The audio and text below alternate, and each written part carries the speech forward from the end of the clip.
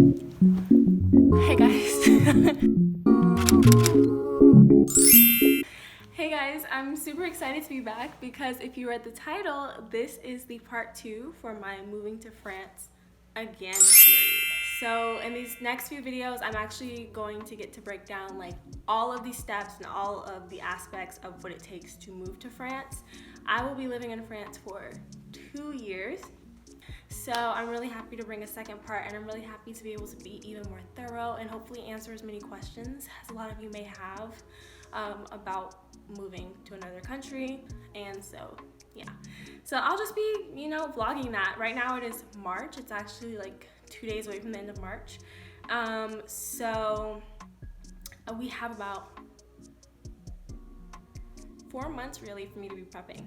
So I'm also working. It's kind of busy, but that's what it's looking like right now. We're gonna be doing a lot of things. I still have to get a visa. I need to do things like think about where I'm gonna be living, send in some administrative things, all kinds of stuff. So yeah. So we are starting off with the why I'm moving back to France. The first time I moved to France for 4 months, it was school related. I was studying abroad for a semester and I was living in the south of France in Aix-en-Provence. I will link that video, the main one of me moving, along with all the other videos in that series up here in the cards. So feel free to watch those if you guys want some context and things like that. This time around, I'm also moving to France for school. So I graduated in May of 2020 in a pandemic, which was a time, but it was fine. I was home with my family, which was great. That was a blessing in of itself, so I was thankful for that. And I kind of was discouraged because I had applied to Georgetown for the fall of 2020.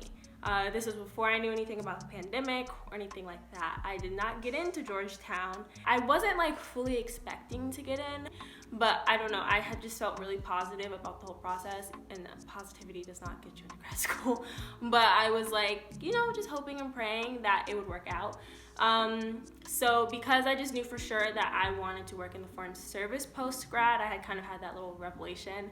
I was just like, Georgetown's the best school to do that at. I had actually met someone who had done Georgetown's Master's of Foreign Service, and they said it was an awesome program. And so I was just like really looking forward to it and thinking like, wow, I could be moving to DC in the fall. Then the pandemic happened.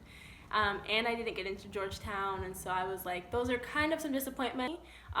Truly a good support system really makes things that might really suck feel a lot better. And so I just focused on finishing up my senior year, and then that's when I kind of got on my game plan, like, well, we gotta figure out what we're doing for this next year, because I literally just graduated. Like, graduating in of itself creates a lot of like uncertainty about your future and about what's going on in your life. And graduating in a pandemic, not being queued up to go to a grad school in fall, I kind of felt like in a weird place, as many grads do. So while I wasn't super upset about not getting into Georgetown, and it's a very competitive program, that rejection still was in my head. Like, you are not what I told myself at the time, like, you are not this like amazing, super competitive candidate, which is not good. Please don't talk to yourself like that. You do need to make sure that you up your resume, your graduate profile, and B, maybe we should apply to a lot of schools to make sure that you're okay. So grad school application process came around. I ended up applying. I have my folder here, which I'm going to talk about in a second. But I tried to be super organized with this, which was really helpful. But I ended up creating a list of about 9 graduate schools to apply to. So when I started my program, my program search, I just basically Googled. I wanted it to be 10. I just want you to know that. I wanted it to be 10. I did a Google search of best foreign service and international relations graduate programs there are out there. So some facts about the foreign service, trying to enter the foreign service. I am not in the foreign service, but of course, because it's the field I want to enter into, I've done a lot of research. Graduate school is actually not a necessity to get a job working in the foreign service, especially if you're going to work in the US. If you're going to end up working for like the State Department, you don't need to go to graduate school. Really what will help you and benefits you a lot more for the Foreign Service is having really good work experience, but because they basically want you to be able to apply these experiences, team working, adaptability, communication skills, all kinds of things like that in a practical sense in your everyday job, right? However, you also do need to have a really good grasp on international issues, international policies, all kinds of things like that. And on top of that, if you do have a focus area like so I graduated from my undergraduate institution with a double major, so I was an international relations and French major, right? And so if you do have an area of specialization, a special area of focus, that also can really help you though. But there are a lot of components that make up the Foreign Service, right? Because if you think about it, it encompasses all of the kind of international and foreign policy that countries do with one another, if that makes sense. So you don't need grad school experience, and being able to have things that can apply positively to the job is better, right? For my case, I don't have a lot of work experience in the Foreign Service, and we live in this really frustrating and annoying system in which you have to have like a degree or some amount of experience to get even the like entry-level jobs that I would need to be able to refer to in my Foreign Service interview. So I rationalized that it's still going to be beneficial for me to go to grad school. That way I can either do some research, I can also do a kind of like work-based senior project to get that experience that I can refer to in my interview. The thing that I did realize though is that you don't need to spend tens of thousands of dollars to get this graduate degree, you know? So I kept that in mind as I was doing my search. I wanted to look for really good programs, a lot of really good graduate programs, especially for international relations and master's programs like that. You need something that's going to be experiential based, right? So a couple of the programs that I applied to, what was attractive about them was the fact that they have they have a good ratio of professors that are practitioners, which means that they actually work in the field. And also people who are strictly in academia in relation to like Foreign Service and international relations. Both of those are really, really helpful. And then a lot of the programs, they have a senior thesis, it's master's. So they have your final year thesis program. You can either choose to write a paper or write a mini thesis, or you can get a job, get some work experience, and that is your final year, and they help and facilitate that process. So that's what I kept in mind, right? So we don't want a program that's super expensive, but I still want quality, and the main thing is that I want to be able to have access to practitioners in the field, and also myself be able to work and gain some experience in the field during this program. So that's where my search led me, and I kind of narrowed it down to about 9 schools. I did not succeed at 10, but Lord, let me tell you, I do not think you need to apply to 10 graduate school programs.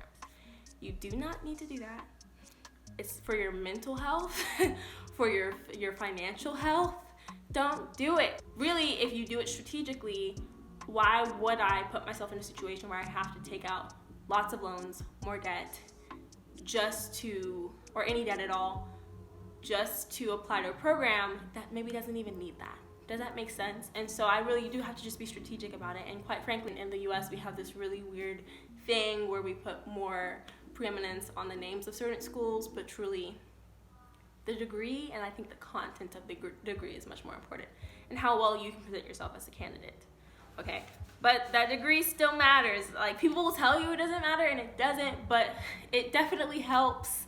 Okay, same thing with money, right? Money should not matter as much as it does, but we live in a system in which it matters.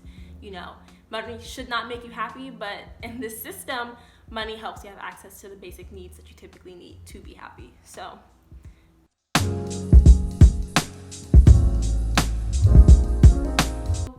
that's what it ended up being.